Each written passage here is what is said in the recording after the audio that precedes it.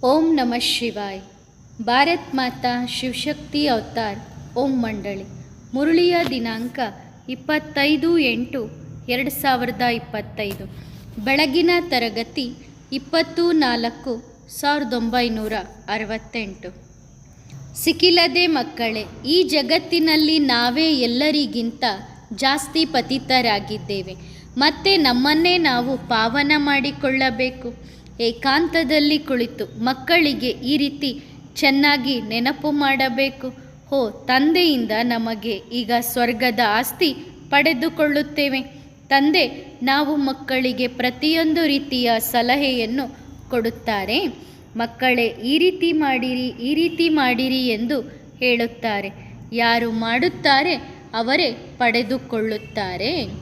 ಮಕ್ಕಳ ಬುದ್ಧಿಯಲ್ಲಿ ನಾವು ಆತ್ಮಿಕ ಯೂನಿವರ್ಸಿಟಿಯಲ್ಲಿ ಕುಳಿತಿದ್ದೇವೆ ಎನ್ನುವ ನಶೆ ಇರಬೇಕು. ಸಾಧಾರಣ ರೀತಿಯಲ್ಲಿ ಹೇಗೆ ಶಾಲೆಯಲ್ಲಿ ಕುಳಿತುಕೊಳ್ಳುತ್ತಾರೆ, ಬುದ್ಧುಗಳಾಗಿ ಅಂದರೆ ದಡ್ಡರಾಗಿ ಕುಳಿತುಕೊಳ್ಳಬಾರದು. ಬಹಳ ಮಕ್ಕಳು ಬುದ್ಧುಗಳಾಗಿ ಕುಳಿತುಕೊಂಡಿರುತ್ತಾರೆ. ಇದು ಶ್ರೇಷ್ಠ ಪರಮಪಿತ ಪರಮಾತ್ಮನ ಯೂನಿವರ್ಸಿಟಿ ಆಗಿದೆ ಎನ್ನುವುದು ನೆನಪಿಗೆ ಇರಬೇಕು. ಇಲ್ಲಿಗೆ ನಾವು ವಿದ್ಯಾರ್ಥಿಗಳಾಗಿದ್ದೇವೆ. ಬಹಳ ನಶೆ ಇರಬೇಕು. ಇದು ಗುಪ್ತ ಖುಷಿ, ಗುಪ್ತ ಜ್ಞಾನ ಆಗಿದೆ. ಪ್ರತಿಯೊಂದು ಮಾತು ಗುಪ್ತವಾಗಿದೆ. ಕೆಲವರು ಇಲ್ಲೇ ಕುಳಿತಿದ್ದರೂ ಹೊರಗಿನ ಕೆಟ್ಟ ವಿಚಾರಗಳು ಬರುತ್ತಿರುತ್ತದೆ. ಭವಿಷ್ಯದ ಹೊಸ ಜಗತ್ತಿನ ಆಸ್ತಿಯನ್ನು ಪಡೆದುಕೊಳ್ಳುವುದಕ್ಕೋಸ್ಕರ ನೀವು ಇಲ್ಲಿ ಓದುತ್ತಿದ್ದೀರಿ. ಹಾಗಾದರೆ ಎಷ್ಟು ಖುಷಿ ಇರಬೇಕು. ಇಲ್ಲಿ ಎಲ್ಲ ಬ್ರಾಹ್ಮಣರೇ ಬರುತ್ತಾರೆ. ಹೊರಗಿನ ಕೆಟ್ಟ ವಿಚಾರವನ್ನು ಬಿಟ್ಟು ಇಲ್ಲಿಗೆ ಬರುತ್ತೀರಿ. ಹೇಗೆ ಎಂದರೆ ಕೊಳಕಿನಿಂದ ಹೊರಗೆ ಬಂದಂತೆ. ಕೊಳಕಿನ ಒಂದು ಟಬ್ ಇರುತ್ತದೆ ಅಲ್ಲವೇ? ಈ ಹಳೆಯ ಜಗತ್ತಿನ ಕೊಳಕು ಸಹ ಒಂದು ದೊಡ್ಡ ಟಬ್ ಆಗಿದೆ. ಅದರಿಂದ ನೀವು ಹೊರಗೆ ಬಂದಿದ್ದೀರಿ ಅಂದ ಮೇಲೆ ಎಷ್ಟು ಖುಷಿಯಾಗಬೇಕು. ಇಡೀ ಜಗತ್ತು ಕೊಳಕಾಗಿದೆ ಅಲ್ಲವೇ? ಎಲ್ಲಿ ಕಲಿಯುಗದ ಕೊಳಕು, ಎಲ್ಲಿ ಸತ್ಯಯುಗದ ಸುಗಂಧ. ಕಲಿಯುಗದಲ್ಲಿ ಪರಸ್ಪರರು ಮುಳ್ಳುಗಳನ್ನೇ ಚುಚ್ಚುತ್ತಿರುತ್ತಾರೆ, ಕೊಳಕನ್ನೇ ಮಾಡುತ್ತಾರೆ. ನಾವು ಹೂವುಗಳಾಗಬೇಕು ಅಂದ ಮೇಲೆ ನಿಮಗೆ ಎಷ್ಟು ಖುಷಿಯಾಗಬೇಕು. ಈಗ ಹೂವುಗಳು ಆಗುತ್ತೇವೆ. ಇದು ತೋಟವೂ ಸಹ ಆಗಿದೆ. ತಂದೆಯನ್ನು ತೋಟದ ಮಾಲೀಕ ಎಂದು ಹೇಳಲಾಗುತ್ತದೆ. ತಂದೆ ಮುಳ್ಳುಗಳನ್ನು ಹೂಗಳನ್ನಾಗಿ ಮಾಡುತ್ತಾರೆ. ಇಲ್ಲಿ ತೋಟವೂ ಸಹ ಇದೆ. ಮುರುಳಿಯನ್ನು ಕೇಳಿ ತೋಟಕ್ಕೆ ಹೋಗಿ ಅಲ್ಲಿರುವ ಹೂಗಳೊಂದಿಗೆ ನಿಮ್ಮನ್ನು ನೀವು ಹೋಲಿಕೆ ಮಾಡಿಕೊಂಡು ನೋಡಿರಿ. ಇದರಲ್ಲಿ ನಾನು ಯಾವ ಹೂವು ಆಗಿದ್ದೇನೆ? ನಾವು ಕಾಗೆಗಳಲ್ಲ ತಾನೆ. ಪರಸ್ಪರ ಗಲಾಟೆ ಜಗಳ ಯಾರು ಮಾಡುತ್ತಾರೆ ಅವರು ತಮ್ಮನ್ನು ತಾವು ಮುಳ್ಳುಗಳು ಎಂದು ತಿಳಿದುಕೊಳ್ಳಬೇಕು. ಅವರು ಹೂವು ಆಗುವುದಕ್ಕೆ ಯೋಗ್ಯ ಆಗಿಲ್ಲ. 100% ಅಯೋಗ್ಯರಾಗಿರುತ್ತೇವೆ. ಯಾವ ಸಮಯದಲ್ಲಿ ಸಿಟ್ಟು ಬರುತ್ತದೆ ಆಗ ನಾನು ಮುಳ್ಳಾಗಿದ್ದೇನೆ, ನನ್ನಲ್ಲಿ ಭೂತವಿದೆ ಎಂದು ತಿಳಿದುಕೊಳ್ಳಬೇಕು. ನಿಮ್ಮ ಮೇಲೆ ನಿಮಗೆ ತಿರಸ್ಕಾರ ಬರಬೇಕು. ಕ್ರೋಧ ತಕ್ಷಣ ಎಲ್ಲರ ಮಧ್ಯದಲ್ಲಿಯೇ ಬರುತ್ತದೆ. ಕಾಮವಿಕಾರ ಎಲ್ಲರ ಮಧ್ಯದಲ್ಲಿ ಬರಲು ಸಾಧ್ಯವಿಲ್ಲ. ಅದು ಬಚ್ಚಿಟ್ಟುಕೊಂಡು ಬರುತ್ತದೆ. ಕ್ರೋಧ ಎಲ್ಲರ ಮಧ್ಯದಲ್ಲಿ ಹೊರಗೆ ಬರುತ್ತದೆ. ಕ್ರೋಧ ಮಾಡಿದಾಗ ಅದರ ಪ್ರಭಾವ 7 ದಿನದ ತನಕ ಇರುತ್ತದೆ. ಇದು ಕ್ರೋಧದ ಮುಳ್ಳು, ಲೋಭದ ಮುಳ್ಳು ಆಗಿದೆ. ಈ ಮುಳ್ಳುಗಳು ಇದ್ದಾಗ ನಿಮ್ಮ ಮೇಲೆ ನಿಮಗೆ ತಿರಸ್ಕಾರ ಬರಬೇಕು. ಆದರೆ ಮಕ್ಕಳು ಆ ರೀತಿ ಮಾಡಿಕೊಳ್ಳುತ್ತಿಲ್ಲ. ನೀವು ಮಕ್ಕಳಿಗೆ ಗೊತ್ತಿದೆ, ತಂದೆ ನಮ್ಮನ್ನು ಹೂವುಗಳನ್ನಾಗಿ ಮಾಡುತ್ತಿದ್ದಾರೆ. ಯಾರಾದರೂ ಮತ್ತೆ ಕೊಳಕನ್ನು ನೋಡುತ್ತಿದ್ದರೆ ಆಗ ನೀವು ಏನು ಯೋಚನೆ ಮಾಡುತ್ತೀರಿ? ಈ ಕೊಳಕಿನಿಂದ ಇವರನ್ನು ರಕ್ಷಿಸಲು ನಾವು ಬಂದಿದ್ದೇವೆ. ಆದರೆ ಮತ್ತೆ ಇವರು ಕೊಳಕಿನ ಕಡೆಗೆ ಹೋಗುತ್ತಿದ್ದಾರೆ, ಕೊಳಕಿನಲ್ಲಿ ಇದ್ದಾರೆ ಎಂದು ಯೋಚಿಸುತ್ತೀರಿ ತಾನೆ. ಕಾಮ ಹಾಗೂ ಕ್ರೋಧದ ವಿಕಾರ ಬಹಳ ಕೆಟ್ಟದ್ದಾಗಿದೆ. ನಿಮ್ಮ ಸಂಪೂರ್ಣ ಶೋಭೆಯನ್ನೇ ಹಾಳು ಮಾಡುತ್ತದೆ.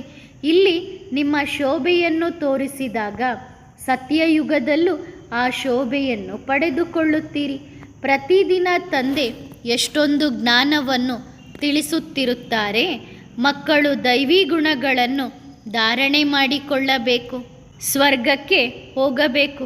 ಇವರು ಎಷ್ಟೊಂದು ಗುಣವಂತರು ಅಂದರೆ ಲಕ್ಷ್ಮೀನಾರಾಯಣರು ಎಷ್ಟೊಂದು ಗುಣವಂತರು. ಇವರಿಗೆ ಮಹಿಮೆಯನ್ನು ಗುಣಗಾಯನ ಮಾಡುತ್ತಾರೆ. ತಮಗೆ ತಾವು ನೀಚ, ಪಾಪಿ, ಕಾಮಿ, ಕನಿಷ್ಠ ಆಗಿದ್ದೇನೆ ಎಂದು ಹೇಳಿಕೊಳ್ಳುತ್ತಾರೆ. ತಾವು ಸರ್ವಗುಣ ಸಂಪನ್ನರು ಎಂದು ಮಹಿಮೆ ಮಾಡುತ್ತಾರೆ.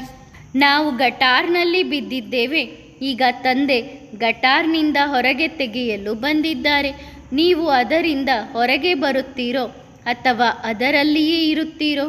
ಭಾಷಣದಲ್ಲಿಯೂ ಸಹ ನೀವು ಈ ರೀತಿ ತಿಳಿಸಲು ಸಾಧ್ಯವಿದೆ. ಸ್ವರ್ಗ ಹೂವಿನ ತೋಟವಾಗಿದೆ, ನರಕ ಮುಳ್ಳಿನ ಕಾಡಾಗಿದೆ. ವೈಶಾಲಯ ಆಗಿದೆ. ಶಿವಾಲಯ ಹಾಗೂ ವೈಶಾಲಯ ಎರಡು ಸರಿಯಾಗಿ ಇದೆ. ಶಿವ ತಂದೆ ಸ್ವರ್ಗವನ್ನು ಸ್ಥಾಪನೆ ಮಾಡುತ್ತಾರೆ, ರಾವಣ ನರಕವನ್ನು ಸ್ಥಾಪನೆ ಮಾಡುತ್ತಾನೆ. ನಿಮ್ಮನ್ನು ನೀವೇ ನೋಡಿಕೊಳ್ಳಿರಿ. ನಮ್ಮ ಮನಸ್ಸಿನಲ್ಲಿ, ಬುದ್ಧಿಯಲ್ಲಿ ಕೆಟ್ಟ ವಿಚಾರಗಳು ಬರುತ್ತಿದೆ ಎಂದರೆ ನಿಮ್ಮ ಮೇಲೆ ನಿಮಗೆ ತಿರಸ್ಕಾರ ಬರಬೇಕು. ನಾವು ಆತ್ಮರುಗಳು ತಂದೆಯ ಮಕ್ಕಳಾಗಿದ್ದೇವೆ. ನಮ್ಮಲ್ಲಿ ಕೆಟ್ಟ ವಿಚಾರಗಳು ಎಲ್ಲಿಂದ ಬಂದಿದೆ? ಒಂದು ವೇಳೆ ಕೆಟ್ಟ ವಿಚಾರಗಳು ಇದ್ದರೆ ಆಗ ತಂದೆಯ ಹೆಸರನ್ನು ಹಾಳು ಮಾಡುತ್ತೇವೆ. ಸಿಟ್ಟು ಮಾಡಿದರೆ, ಕ್ರೋಧ ಮಾಡಿದರೆ ಆಗ ತಂದೆಗೆ ನಿಂದನೆ ಮಾಡಿಸುತ್ತೇವೆ. ಕ್ರೋಧದ ಭೂತ ಬಂದಾಗ ತಂದೆಯನ್ನು ಮರೆಯುತ್ತೇವೆ. ತಂದೆಯ ನೆನಪು ಇದ್ದಾಗ ಯಾವುದೇ ಭೂತಗಳು ಬರುವುದಿಲ್ಲ. ಭೂತಗಳು ಬಂದಾಗ ಅಂದರೆ ವಿಕಾರಿ ಗುಣಗಳು ಬಂದಾಗ ಅನ್ಯರ ಮನಸ್ಸನ್ನು ನೋಯಿಸುತ್ತೀರಿ. ಅದರ ಪ್ರಭಾವ ಅವರ ಮನಸ್ಸಿನ ಮೇಲೆ ಬೀಳುತ್ತದೆ. ಒಂದು ಸಾರಿ ಕ್ರೋಧ ಮಾಡಿದಾಗ ಅದು ಇವರು ಕ್ರೋಧಿಗಳು ಎಂದು ಕೆಲವು ತಿಂಗಳುಗಳ ತನಕ ಬುದ್ಧಿಯಲ್ಲಿ ಇರುತ್ತದೆ. ನಂತರ ಅವರ ಮನಸ್ಸಿನಿಂದ ಕೆಳಗಿಳಿಯುತ್ತಾರೆ. ಇದು ಕೆಟ್ಟ ಅಭ್ಯಾಸ ಆಗಿದೆಯಲ್ಲವೇ? ಅಷ್ಟೇ ಅಲ್ಲ, ತಂದೆಯ ಹೃದಯ ಸಿಂಹಾಸನದಿಂದ ಕೆಳಗೆ ಇಳಿಯುತ್ತಾರೆ. ಈ ದಾದಾರವರು ಸಹ ಯಾರಿಗಿಂತಲೂ ಕಡಿಮೆ ಏನಿಲ್ಲ. ವಿಶ್ವದ ಮಾಲೀಕರಾಗುವವರು ಅಂದ ಮೇಲೆ ಇವರಲ್ಲಿಯೂ ಸಹ ಅವಶ್ಯವಾಗಿ ಬಹಳಷ್ಟು ವಿಶೇಷತೆಗಳು ಇದ್ದಾವೆ. ಆದರೆ ಯಾರಿಗೆ ಅದೃಷ್ಟದಲ್ಲಿ ಇಲ್ಲ ಅಂದರೆ ಅದೃಷ್ಟ ರೂಪಿಸುವಂಥ ತಂದೆಯು ಏನು ಮಾಡುತ್ತಾರೆ? ಎಷ್ಟು ಸಹಜವಾದ ಅದೃಷ್ಟವಿದೆ. ಕೇವಲ ತಂದೆ ಹೇಳುತ್ತಾರೆ, ತಂದೆಯಾದ ನನ್ನೊಬ್ಬನನ್ನೇ ನೆನಪು ಮಾಡಿದಾಗ ಆತ್ಮ ಸ್ವಚ್ಛವಾಗುತ್ತದೆ. ಬೇರೆ ಯಾವ ಉಪಾಯವೂ ಇಲ್ಲ. ಈ ಮಹಾಋಷಿಗಳು, ಸಾಧುಗಳು, ಸನ್ಯಾಸಿಗಳು, ಅನ್ಯರೂ ಸಹ ಎಷ್ಟೊಂದು ಸಿಲುಕಿಕೊಂಡಿದ್ದಾರೆ. ರಾಜ ಋಷಿಗಳು ಯಾರೂ ಇಲ್ಲ. ರಾಜಯೋಗ ಕಲಿಸುವಂಥವರು ಒಬ್ಬ ತಂದೆಯಾಗಿದ್ದಾರೆ. ಮನುಷ್ಯರು ಮನುಷ್ಯರನ್ನು ಸುಧಾರಣೆ ಮಾಡಲು ಸಾಧ್ಯವಿಲ್ಲ. ತಂದೆಯೇ ಬಂದು ಎಲ್ಲರನ್ನು ಸುಧಾರಣೆ ಮಾಡುತ್ತಾರೆ. ಯಾರು ಬಹಳ ಚೆನ್ನಾಗಿ ಸಂಪೂರ್ಣವಾಗಿ ಸುಧಾರಣೆಯಾಗುತ್ತಾರೆ ಅವರೇ ಮೊಟ್ಟ ಮೊದಲು ಬರುತ್ತಾರೆ. ಅಂದ ಮೇಲೆ ನಿಮ್ಮೊಳಗಿರುವ ಕೆಟ್ಟ ಅಭ್ಯಾಸಗಳನ್ನು ತೆಗೆದುಹಾಕಿ ಸುಧಾರಣೆಯಾಗಬೇಕು. ಶಿಕ್ಷಣದ ಕಡೆಗೆ, ಯೋಗದ ಕಡೆಗೆ ಗಮನ ಕೊಡಬೇಕು. ಎಲ್ಲರೂ ಶ್ರೇಷ್ಠರಾಗುವುದಿಲ್ಲ, ಆದರೆ ತಂದೆ ಪುರುಷಾರ್ಥ ಮಾಡಿಸುತ್ತಾರೆ ಅನ್ನುವುದು ಗೊತ್ತಿದೆಯಲ್ಲವೇ? ಎಷ್ಟು ಸಾಧ್ಯ ಅಷ್ಟು ಪುರುಷಾರ್ಥ ಮಾಡಿ ಶ್ರೇಷ್ಠ ಪದವಿಯನ್ನು ಪಡೆದುಕೊಳ್ಳಬೇಕು. ಇಲ್ಲ ಎಂದರೆ ಕಲ್ಪಕಲ್ಪಾಂತರ ಪಶ್ಚಾತ್ತಾಪ ಪಡುತ್ತೇವೆ. ತಂದೆ ಬಹಳಷ್ಟು ತಿಳಿಸಿಕೊಡುತ್ತಾರೆ. ತಂದೆಯನ್ನು ನೆನಪು ಮಾಡಿದಾಗ ಬುದ್ಧಿಯಿಂದ ಕೊಳಕು ಹೊರಗೆ ಹೋಗುತ್ತದೆ. ಸನ್ಯಾಸಿಗಳು ಹಠಯೋಗವನ್ನು ಕಲಿಸುತ್ತಾರೆ. ಅದು ಯಾವ ಉಪಯೋಗಕ್ಕೂ ಇಲ್ಲ ಎಂದು ಈ ರೀತಿ ತಿಳಿದುಕೊಳ್ಳಬಾರದು. ಹಠಯೋಗದಿಂದ ಕೆಲವರ ಆರೋಗ್ಯ ಚೆನ್ನಾಗಿ ಆಗುತ್ತದೆ. ಹಠಯೋಗದಿಂದ ಎಂದೂ ಕಾಯಿಲೆಯೂ ಬರುವುದಿಲ್ಲ. ಎಲ್ಲರಿಗೂ ಕಾಯಿಲೆ ಬರುತ್ತದೆ. ಭಾರತದಲ್ಲಿ ಯಾವಾಗ ದೇವತೆಗಳ ರಾಜ್ಯ ಇತ್ತು ಆಗ ಎಲ್ಲರ ಆಯುಷು ಸಹ ದೀರ್ಘವಾಗಿತ್ತು. ಆರೋಗ್ಯವಂತರು, ಐಶ್ವರ್ಯವಂತರು ಆಗಿದ್ದರು. ಈಗ ಆಯುಷು ಸಣ್ಣದಾಗಿದೆ. ಭಾರತವನ್ನು ಈ ರೀತಿ ಮಾಡಿದವರು ಯಾರು? ಇದು ಯಾರಿಗೂ ಗೊತ್ತಿಲ್ಲ. ಘೋರವಾದ ಕತ್ತಲಲ್ಲಿ ಇದ್ದಾರೆ. ನೀವು ಎಷ್ಟು ತಿಳಿಸಿಕೊಟ್ಟರೂ ಅವರು ತಿಳಿದುಕೊಳ್ಳುವುದು ಬಹಳ ಕಷ್ಟವಿದೆ. ಸಾಧಾರಣ ಬಡವರೇ ಈ ಜ್ಞಾನವನ್ನು ತಿಳಿದುಕೊಳ್ಳಲು ಪ್ರಯತ್ನ ಮಾಡುತ್ತಾರೆ. ಇಲ್ಲಿ ಯಾರು ಲಕ್ಷಾಧಿಪತಿಗಳು ಆಗಿದ್ದಾರೇನೋ? ಇಲ್ಲ ತಾನೆ. ಇವತ್ತು ಲಕ್ಷಾಧಿಪತಿಗಳಾಗುವುದು ಯಾವುದೇ ದೊಡ್ಡ ಮಾತಲ್ಲ. 1,00,000 ಇದ್ದರೂ ಸಹ ಅವರನ್ನು ಲಕ್ಷಾಧಿಪತಿಗಳು ಎಂದು ಕರೆಯುತ್ತಾರೆ. ಲಕ್ಷಾಧಿಪತಿಗಳು ಬಹಳ ಜನ ಇದ್ದಾರೆ, ಅಂಥವರನ್ನು ತಂದೆ ಸಾಧಾರಣ ಎಂದು ಹೇಳುತ್ತಾರೆ. ಇವತ್ತಿನ ಕಾಲದಲ್ಲಿ ಕೋಟ್ಯಾಧಿಪತಿಗಳ ಮಾತಿದೆ. ಒಬ್ಬರ ಹತ್ತಿರ 40-50 ಕೋಟಿ ಇದ್ದಾಗ ಮದುವೆಗಾಗಿ ಎಷ್ಟೊಂದು ಖರ್ಚು ಮಾಡುತ್ತಾರೆ. ನಾವು ಮಕ್ಕಳು ಬಹಳ ಯುಕ್ತಿಯಿಂದ ಜ್ಞಾನವನ್ನು ತಿಳಿಸಬೇಕು. ಅನ್ಯರಿಗೆ ಜ್ಞಾನದ ಬಾಣವನ್ನು ಬಿಡಬೇಕು. ದೊಡ್ಡ ದೊಡ್ಡ ವ್ಯಕ್ತಿಗಳು, ಮಂತ್ರಿಗಳು ಆಗಿರುವಂತಹ ವ್ಯಕ್ತಿಗಳು ಬರುತ್ತಾರೆ. ಅವರು ಈ ಜ್ಞಾನವನ್ನು ಕೇಳಿ ಬಹಳ ಖುಷಿಯಾಗುತ್ತಾರೆ. ಮಕ್ಕಳು ತಂದೆಗೆ ಪತ್ರ ಬರೆಯುತ್ತಾರೆ, ಬಾಬಾ ಇವತ್ತು ಇಂತಿಂಥವರು ಜ್ಞಾನ ಕೇಳಲು ಬಂದಿದ್ದರು ಎಂದು. ಆದರೆ ಅವರಲ್ಲಿ ಒಬ್ಬರಿಗೂ ಸಹ ತಂದೆಯ ಸಂದೇಶವನ್ನು ಪ್ರಚಾರ ಮಾಡುವಂತಹ ಶಕ್ತಿ ಇಲ್ಲ. ನೀವು ಮಕ್ಕಳ ವಿನಃ ವಿಶ್ವದಲ್ಲಿ ಶಾಂತಿ ಸ್ಥಾಪನೆ ಮಾಡಲು ಯಾರಿಂದಲೂ ಸಾಧ್ಯವಿಲ್ಲ. ಜಗತ್ತಿನಲ್ಲಿರುವವರಿಗೆ ಇದು ಗೊತ್ತಿಲ್ಲ. ಬಲೆ ನೀವು ಮಕ್ಕಳು ತಿಳಿಸಿಕೊಡುತ್ತೀರಿ, ಆದರೆ ಸಂಪೂರ್ಣವಾಗಿ ಯಾರೂ ಕೂಡ ತಿಳಿದುಕೊಳ್ಳುವುದಿಲ್ಲ. ಯಥಾಶಕ್ತಿಯ ಅನುಸಾರವಾಗಿ ತಿಳಿದುಕೊಳ್ಳುತ್ತಾರೆ. ಎಷ್ಟು ಶ್ರೇಷ್ಠಾತಿ ಶ್ರೇಷ್ಠ ಭಗವಂತ ಆಗಿದ್ದಾರೆ, ಹಾಗೆ ಆಸ್ತಿಯೂ ಸಹ ಶ್ರೇಷ್ಠ ಆಗಿದೆ. ಅವರಿಗೆ ಈ ಸ್ವರ್ಗದ ಆಸ್ತಿ ಯಾರು ಕೊಟ್ಟರು? ಇದು ಸಹ ಅನೇಕರಿಗೆ ಗೊತ್ತಿಲ್ಲ. ಪೂರ್ಣ ಅವರ ಬುದ್ಧಿ ಖಾಲಿ ಖಾತೆಯಾಗಿದೆ. ಮ್ಯೂಸಿಯಂನಲ್ಲಿ ಅನೇಕರು ಬರುತ್ತಾರೆ. ಅವರಿಗೆ ಜ್ಞಾನ ತಿಳಿಸುವುದಕ್ಕೆ ಒಳ್ಳೆಯ ಅವಕಾಶ ಇರುತ್ತದೆ. ಆದರೆ ಯೋಗ ಇಲ್ಲ. ತಂದೆಯನ್ನು ನೆನಪು ಮಾಡಿದಾಗ ಪ್ರಫುಲ್ಲತೆ ಬರುತ್ತದೆ. ನಾವು ಯಾರ ಸಂತಾನ ಆಗಿದ್ದೇವೆ? ಎಷ್ಟೋ ಮಕ್ಕಳು ನಿಯಮಾನುಸಾರವಾಗಿ ಓದುವುದಿಲ್ಲ. ತಂದೆಯ ಜೊತೆಗೆ ಯೋಗ ಇಲ್ಲ. ಇನ್ನೂ ಸಹ ತಂದೆ ಹೇಳುತ್ತಾರೆ, ಪರಿಪೂರ್ಣರು ಯಾರೂ ಆಗಿಲ್ಲ, ನಂಬರ್ ವಾರ್ ಆಗಿದ್ದಾರೆ. ಮಕ್ಕಳು ಏಕಾಂತದಲ್ಲಿ ಕುಳಿತು ತಂದೆಯನ್ನು ನೆನಪು ಮಾಡಬೇಕು. ಇಂತಹ ತಂದೆಯಿಂದ ನಾವು ಸ್ವರ್ಗದ ಆಸ್ತಿಯನ್ನು ಪಡೆದುಕೊಳ್ಳುತ್ತೇವೆ. ಈ ಜಗತ್ತಿನಲ್ಲಿ ನಾವೇ ಎಲ್ಲರಿಗಿಂತ ಜಾಸ್ತಿ ಪತಿತರಾಗಿದ್ದೇವೆ, ಮತ್ತು ನಾವೇ ಪಾವನರು ಆಗಬೇಕು. ಇದನ್ನು ಚೆನ್ನಾಗಿ ನೆನಪಿನಲ್ಲಿ ಇಟ್ಟುಕೊಳ್ಳಬೇಕು. ಈ ರೀತಿ ಮಾಡಿರಿ, ಈ ರೀತಿ ಮಾಡಿರಿ ಎಂದು ತಂದೆ ಪ್ರತಿಯೊಂದು ರೀತಿಯ ಸಲಹೆಯನ್ನು ಕೊಡುತ್ತಾರೆ.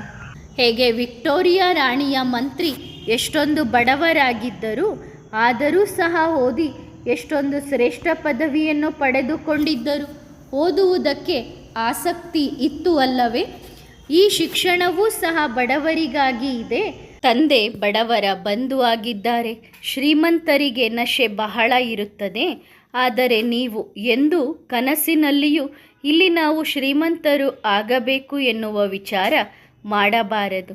ಹಣ ಇರುವವರಿಗೆ ಹಣ, ಬಂಗಲೆ, ಕಾರ್ಖಾನೆಗಳ ನೆನಪೇ ಇರುತ್ತದೆ. ಅವರು ಭಗವಂತನನ್ನು ನೆನಪು ಮಾಡಲು ಸಾಧ್ಯವಿದೆಯೇನು? ಅವರು ಹೇಳುತ್ತಾರೆ, ನಮಗೋಸ್ಕರ ಇಲ್ಲಿಯೇ ಸ್ವರ್ಗ ಇದೆ ಎಂದು. ತಂದೆ ಇನ್ನೂ ಸ್ವರ್ಗ ಸ್ಥಾಪನೆ ಮಾಡಿಲ್ಲ, ಈಗ ಮಾಡುತ್ತಿದ್ದಾರೆ. ತಂದೆಯನ್ನು ನೆನಪು ಮಾಡಿ ಅವಶ್ಯವಾಗಿ ಪಾವನರು ಆಗಲೇಬೇಕು. ಭಾರತದ ಪ್ರಾಚೀನ ಯೋಗವನ್ನು ಪರಮಪಿತ ಪರಮಾತ್ಮನ ವಿನಃ ಅನ್ಯರು ಯಾರೂ ಕಲಿಸಲು ಸಾಧ್ಯವಿಲ್ಲ ಎನ್ನುವುದನ್ನು ಮಕ್ಕಳು ಹೇಗೆ ಅನ್ಯರಿಗೆ ತಿಳಿಸಬೇಕು ಎನ್ನುವುದಕ್ಕೆ ಯುಕ್ತಿಯನ್ನು ಹುಡುಕಬೇಕು. ಹಠಯೋಗ ನಿವೃತ್ತಿ ಮಾರ್ಗದವರಿಗಾಗಿ ಇದೆ. ತಂದೆ ತಿಳಿಸುತ್ತಿದ್ದಾರೆ, ಯಾವಾಗ ಅನ್ಯರ ಕಲ್ಯಾಣ ಮಾಡಲು ಹೋಗುತ್ತೀರಿ ಆಗ ಈ ರೀತಿ ಬರೆಯಬೇಕು. ಈಗ ತಡವಾಗಿದೆ, ಆದರೂ ಜ್ಞಾನ ಯಾರ ಬುದ್ಧಿಯಲ್ಲಿಯೂ ಹೋಗುತ್ತಿಲ್ಲ. ನಿಮ್ಮದು ಈಶ್ವರಿಯ ಮಿಷನ್ ಆಗಿದೆ. ಈಗ ಮನುಷ್ಯರ ಬುದ್ಧಿ ಮಂಗಗಳ ರೀತಿ ಇದೆ. ನೋಡಲು ಮನುಷ್ಯರಂತೆ ಇದ್ದಾರೆ. ದೇವತೆಗಳಿಗೂ ಸಹ ಮನುಷ್ಯರ ರೀತಿ ಮುಖ ಇದೆ, ಆದರೆ ಗುಣದಲ್ಲಿ ವ್ಯತ್ಯಾಸವಿದೆ. ದೇವತೆಗಳಿಗೂ ಹಾಗೂ ನಿಮ್ಮಲ್ಲಿ ಏನು ವ್ಯತ್ಯಾಸವಿದೆ? 10 ಕೈಗಳು ಯಾರಿಗಾದರೂ ಇರುತ್ತದೆಯೇನು? ಮನುಷ್ಯರು ಮನುಷ್ಯರಾಗಿಯೇ ಇರುತ್ತಾರೆ. ಆದರೆ ಶಾಸ್ತ್ರಗಳಲ್ಲಿ ಏನೆಲ್ಲ ಮಾತುಗಳು ಬರೆದಿಟ್ಟಿದ್ದಾರೆ. ದಿಲ್ವಾಡ ಮಂದಿರದಲ್ಲೂ ಸಹ ಎಷ್ಟೊಂದು ದೊಡ್ಡ ಕಮಿಟಿಯನ್ನು ಮಾಡಿದ್ದಾರೆ. ಅದರ ಅರ್ಥ ಯಾರಿಗೂ ಗೊತ್ತಿಲ್ಲ. ವೃಕ್ಷದಲ್ಲಿ ಎಷ್ಟೊಂದು ರೆಂಬೆ ಕೊಂಬೆಗಳು, ಸಣ್ಣ ಸಣ್ಣ ಕೊಂಬೆಗಳು ಇರುತ್ತವೆ. ಅನೇಕ ಪ್ರಕಾರದ ಮತಗಳು ಇದ್ದಾವೆ. ಯಾರಿಗೆ ಯಾವುದು ಬರುತ್ತದೆ ಅದನ್ನೇ ಹೇಳುತ್ತಾ ಬಂದಿದ್ದಾರೆ. ವೃಕ್ಷದ ಉದಾಹರಣೆ ಎಷ್ಟು ಚೆನ್ನಾಗಿದೆ. ಹೊಸ ಹೊಸ ಎಲೆಗಳು ಬರುತ್ತಾ ಇದ್ದಂತೆ ಅದರ ಎಷ್ಟೊಂದು ಪ್ರದರ್ಶನ ಆಗುತ್ತದೆ. ಅಂಧಶ್ರದ್ಧೆ ಎಷ್ಟೊಂದು ಇದೆ. ಹಗಲು ರಾತ್ರಿಯ ವ್ಯತ್ಯಾಸವಿದೆ. ಯಾರು ಏನನ್ನೂ ತಿಳಿದುಕೊಂಡಿಲ್ಲ. ಕೇವಲ ತಮ್ಮನ್ನು ಆತ್ಮ ಎಂದು ತಿಳಿದುಕೊಂಡು ತಂದೆಯನ್ನು ನೆನಪು ಮಾಡಿದಾಗ ಪಾಪ ಭಸ್ಮವಾಗುತ್ತದೆ.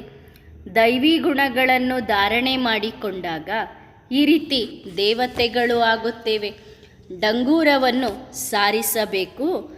ದೇಹಾಭಿಮಾನ ಇಲ್ಲ ಅಂದರೆ ಡಂಗೂರವನ್ನು ಕುತ್ತಿಗೆಗೆ ನೇತು ಹಾಕಿಕೊಂಡು ಹೋಗಿ ಎಲ್ಲರಿಗೂ ತಂದೆ ಬಂದಿದ್ದಾರೆ ಎನ್ನುವ ಸಂದೇಶವನ್ನು ಹೇಳಬೇಕು. ತಂದೆ ಹೇಳುತ್ತಾರೆ, ನನ್ನೊಬ್ಬನನ್ನೇ ನೆನಪು ಮಾಡಿದಾಗ ನೀವು ಪತಿತರಿಂದ ಪಾವನರಾಗುತ್ತೀರಿ. ಇದನ್ನು ಮನೆ ಮನೆಗೆ ಸಂದೇಶ ಕೊಡಬೇಕು. ಈ ರೀತಿ ನೀವು ಡಂಗೂರ ಸಾಧಿಸಿದಾಗ ಎಲ್ಲರೂ ಬಂದು ಜ್ಞಾನವನ್ನು ಕೇಳುತ್ತಾರೆ.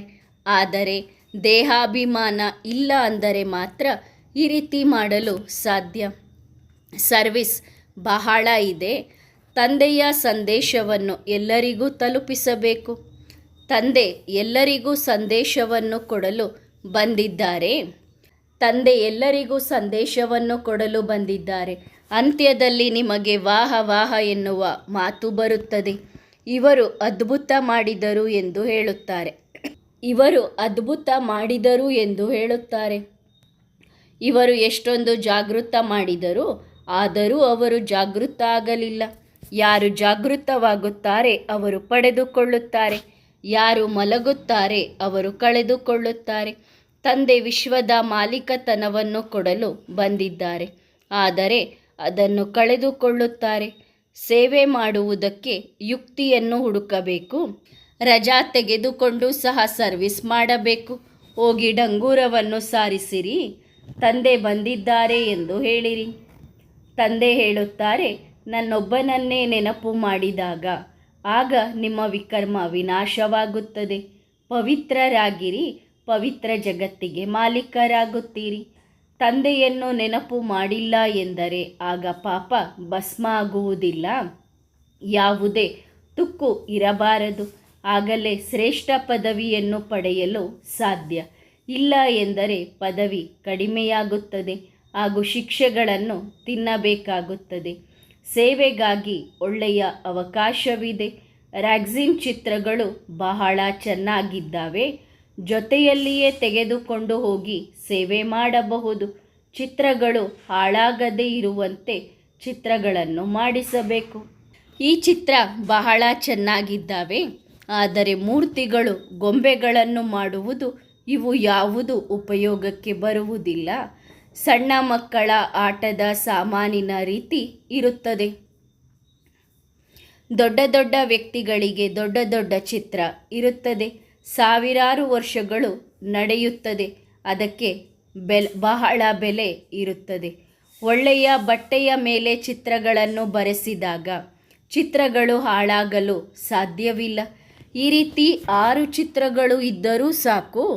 ಈ ಸೃಷ್ಟಿ ಚಕ್ರ ಹೇಗೆ ತಿರುಗುತ್ತದೆ ಎನ್ನುವುದನ್ನು ನಾವು ನಿಮಗೆ ತಿಳಿಸುತ್ತೇವೆ ಎನ್ನುವುದನ್ನು ಹೇಳಿರಿ. ಈ ಚಕ್ರದ ಬಗ್ಗೆ ತಿಳಿದುಕೊಳ್ಳುವುದರಿಂದ ನಾವು ಚಕ್ರವರ್ತಿ ರಾಜರಾಗುತ್ತೇವೆ ಅಲ್ಲವೇ? ಆದರೆ ಇದರ ಬೆಲೆ ನೀವು ಮಕ್ಕಳಿಗೆ ಗೊತ್ತಿಲ್ಲ. ಬ್ಯಾಡ್ಜ್ ಇದೆಯಲ್ಲವೇ? ಆದರೆ ಇದರ ಬೆಲೆ ಮಕ್ಕಳಿಗೆ ಗೊತ್ತಿಲ್ಲ. ಇದರ ಬಗ್ಗೆ ನೀವು ತಿಳಿಸಿಕೊಡುತ್ತಿರಬೇಕು. ಆಗಲೇ ಬಹಳ ಸಂಪಾದನೆಯಾಗುತ್ತದೆ. ಖುಷಿಯಿಂದ ಜ್ಞಾನವನ್ನು ಹೇಳಿದಾಗ ತಿಳಿದುಕೊಳ್ಳುತ್ತಾರೆ. ಇದು ಸದಾ ನಮ್ಮ ಬುದ್ಧಿಯಲ್ಲಿ ಇರಬೇಕು. ತಂದೆ ಬ್ರಹ್ಮ ತಂದೆಯ ಮೂಲಕ ಆಸ್ತಿಯನ್ನು ಕೊಡುತ್ತಾರೆ. ರೈಲಿನಲ್ಲಿಯೂ ಸಹ ಸುತ್ತಾಡುತ್ತಾ ಜ್ಞಾನವನ್ನು ತಿಳಿಸಬಹುದು. ಸಣ್ಣ ಮಕ್ಕಳೂ ಸಹ ಈ ಜ್ಞಾನವನ್ನು ಹೇಳಬಹುದು, ಯಾರೂ ಬೇಡ ಎನ್ನುವುದಿಲ್ಲ. ಈ ಬ್ಯಾಡ್ಜ್ ಈ ರೀತಿ ಇದೆ, ಇದರಲ್ಲಿ ವಜ್ರ, ಮುತ್ತುಗಳು, ಅರಮನೆಗಳು, ಹೂವು, ಹಣ್ಣು ಎಲ್ಲವೂ ಇದರಲ್ಲಿ ಇಮರ್ಜ್ ಆಗುತ್ತದೆ. ಅಂದರೆ ಸತ್ಯಯುಗದ ವರ್ಣನೆ ಮಾಡಬಹುದು. ಇದು ಬಹಳ ಫಸ್ಟ್ ಕ್ಲಾಸ್ ಆದಂತಹ ವಸ್ತುವಾಗಿದೆ. ಆದರೆ ಮಕ್ಕಳ ಬುದ್ಧಿಯಲ್ಲಿ ಈ ವಿಚಾರ ಬರುವುದಿಲ್ಲ. ತಂದೆ ಬಹಳ ತಿಳಿಸುತ್ತಿದ್ದಾರೆ. ಚಿತ್ರಗಳು ಜೊತೆಯಲ್ಲಿ ಇರುವುದು ಬಹಳ ಅವಶ್ಯಕತೆ ಇದೆ. ಯಾವುದೇ ಉಲ್ಟಾ ಸುಲ್ಟಾ ಮಾತುಗಳನ್ನು ಮಾತನಾಡಬಾರದು. ಕೃಷ್ಣನಿಗೂ ಸಹ ನಿಂದನೆಗಳನ್ನು ಕೊಟ್ಟಿದ್ದಾರಲ್ಲವೇ? ಕೃಷ್ಣ ಓಡಿಸಿಕೊಂಡು ಹೋದ, ಅದನ್ನು ಮಾಡಿದ, ಇದನ್ನು ಮಾಡಿದ ಎಂದು ಹೇಳಿದ್ದಾರೆ. ಪಟ್ಟದ ರಾಣಿಯರನ್ನಾಗಿ ಮಾಡುತ್ತಾನೆ. ವಿಶ್ವದ ಮಾಲೀಕ ಆಗಿ ಈ ರೀತಿ ಯಾವುದೇ ಕೆಲಸ ಮಾಡುತ್ತಾನೆ ಏನು? ಶಾಸ್ತ್ರಗಳಲ್ಲಿ ಇಂತಿಂಥ ಮಾತುಗಳನ್ನು ಬರೆದಿಟ್ಟಿದ್ದಾರೆ, ಅವುಗಳನ್ನು ನೀರಲ್ಲಿ ಹಾಕಬೇಕು ಅನಿಸುತ್ತದೆ. ತಂದೆಗೆ ಅಧಿಕಾರ ಇದ್ದರೆ ಆ ರೀತಿ ಮಾಡುತ್ತಿದ್ದರು. ಆದರೆ ನಾಟಕದಲ್ಲಿ ಆ ರೀತಿ ಮಾಡುವುದು ಇಲ್ಲ. ಆ ರೀತಿ ಮಾಡಲು ಮನಸ್ಸಾಗುತ್ತದೆ. ಮಕ್ಕಳಿಗೆ ಮನಸ್ಸಿನಲ್ಲಿ ವಿಚಾರ ಬರಬೇಕು. ವಿನಾಶ ಬೇಗ ಆಗಲಿ ಎಂದು ಬಯಸುತ್ತೇವೆ. ಮತ್ತೆ ಹೇಳುತ್ತೇವೆ, ಈಗ ಬಾಬಾ ನಮ್ಮ ಜೊತೆಗಿದ್ದಾರೆ, ಬಾಬನನ್ನು ಈಗ ಬಿಟ್ಟರೆ ಮತ್ತೆ 5000 ವರ್ಷಗಳ ನಂತರವೇ ಮಿಲನ ಮಾಡುತ್ತೇವೆ. ಇಂತಹ ತಂದೆಯನ್ನು ಹೇಗೆ ನಾವು ಬಿಡಬೇಕು? ತಂದೆಯಿಂದ ನಾವು ಓದುತ್ತಿದ್ದೇವೆ, ಇದು ಬ್ರಾಹ್ಮಣರ ಶ್ರೇಷ್ಠ ಜನ್ಮ. ಆದರೆ ಯಾರಿಗೆ ತಂದೆಯ ಮೇಲೆ ಪ್ರೀತಿ ಇದೆ ಅವರಿಗೆ ಶ್ರೇಷ್ಠ ಜನ್ಮ. ಇಂತಹ ತಂದೆ ನಮಗೆ ರಾಜ್ಯಭಾಗ್ಯವನ್ನು ಕೊಡುತ್ತಾರೆ. ಮತ್ತೆ ನಾವು ಆ ತಂದೆಯನ್ನು ಮಿಲನ ಮಾಡುವುದಿಲ್ಲ. ಆದರೆ ಗಂಗೆಯ ದಡದಲ್ಲಿ ಇರುವಂಥವರಿಗೆ ಗಂಗೆಯ ಬಗ್ಗೆ ಗೌರವ ಇರುವುದಿಲ್ಲ. ಅಂದರೆ ತಂದೆಯ ಹತ್ತಿರ ಇರುವವರಿಗೆ ತಂದೆಯ ಬಗ್ಗೆ ಕೆಲವೊಮ್ಮೆ ಗೌರವ ಇರುವುದಿಲ್ಲ. ತಂದೆಯ ಕಾರ್ಯಕ್ಕೆ ವಿಘ್ನವನ್ನು ಹಾಕುತ್ತಿರುತ್ತಾರೆ. ಹೊರಗಿನವರಿಗೆ ಎಷ್ಟೊಂದು ಮಹತ್ವ ಇರುತ್ತದೆ, ಇಲ್ಲಿರುವವರಿಗಿಂತಲೂ ಸಹ ಹೊರಗಿನವರು ಬಲಿಹಾರಿಯಾಗುತ್ತಾರೆ. ಯೋಗ ಬಲ ಇಲ್ಲ ಅಂದರೆ ಏನೂ ತಿಳಿದುಕೊಳ್ಳುವುದಿಲ್ಲ. ಬಹಳ ಮಕ್ಕಳು ಬರುತ್ತಾರೆ, ಈ ರೀತಿ ಜ್ಞಾನವನ್ನು ತಿಳಿಸಿದೆವು, ಈ ರೀತಿ ತಿಳಿಸಿದೆವು ಎಂದು ಬಾಬನಿಗೆ ಪತ್ರ ಬರೆಯುತ್ತಾರೆ. ಅವರು ಬಹಳ ಚೆನ್ನಾಗಿ ತಿಳಿದುಕೊಂಡರು ಎಂದು ಹೇಳುತ್ತಾರೆ. ತಂದೆ ತಿಳಿಸುತ್ತಾರೆ, ಅವರು ಕೇಳಿದ್ದಾರೆ, ಏನು ಕೇಳಿಯೇ ಇಲ್ಲ ಅನ್ನುವ ರೀತಿಯಲ್ಲಿ ಇದ್ದಾರೆ. ಸ್ವಲ್ಪವೂ ತಿಳಿದುಕೊಂಡಿಲ್ಲ, ತಂದೆಯ ಬಗ್ಗೆ ತಿಳಿದುಕೊಂಡಿಲ್ಲ. ಒಂದು ವೇಳೆ ಏನಾದರೂ ತಿಳಿದುಕೊಂಡಿದ್ದರೆ ತಂದೆಯ ಜೊತೆಗೆ ಸಂಬಂಧ ಇರಬೇಕು. ತಂದೆಗೆ ಪತ್ರ ಬರೆಯಬೇಕು.